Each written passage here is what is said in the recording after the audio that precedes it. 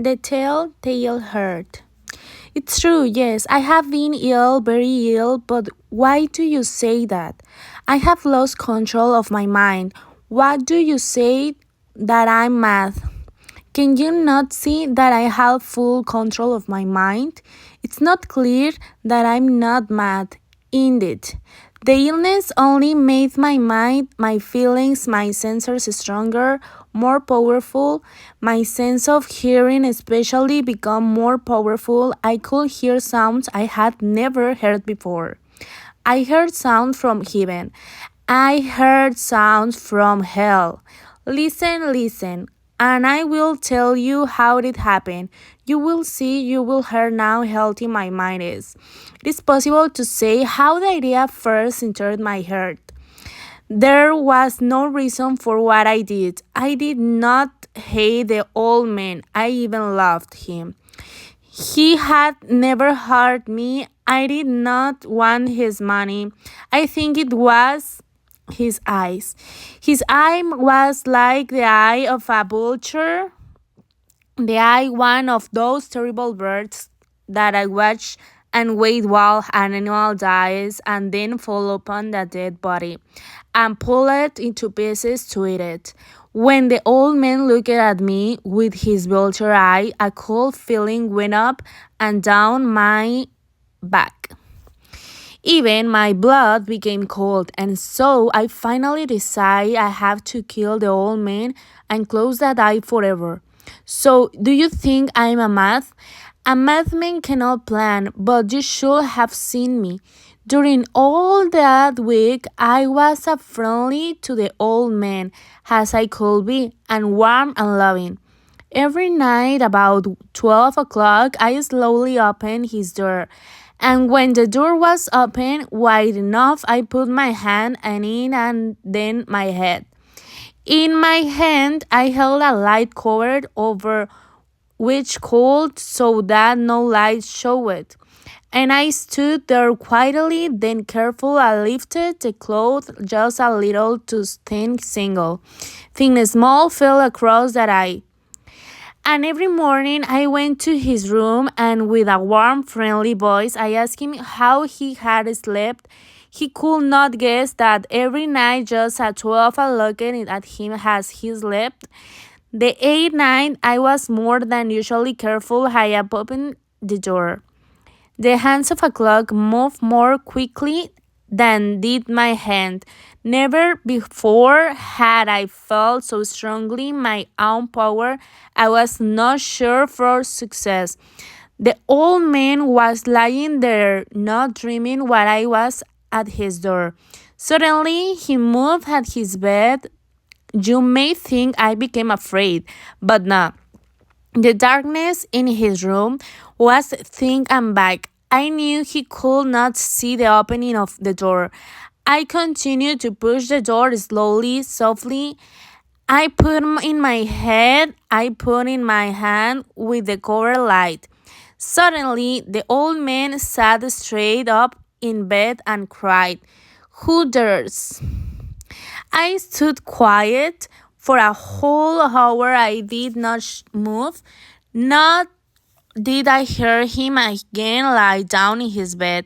He just sat there listening. Then I heard a sound, a low cry of fear, which escaped from the old man. Now I knew that he was sitting up in his bed, filled with fear.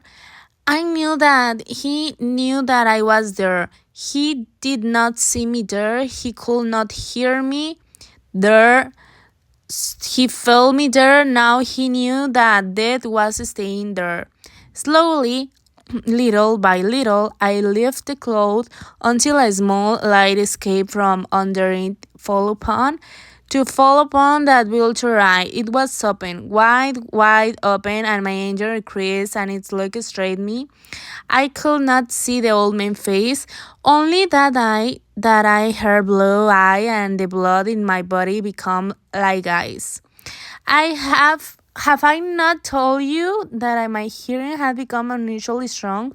Now I could hear quick, slow, soft sound like the sound of a clock hearing through a wall.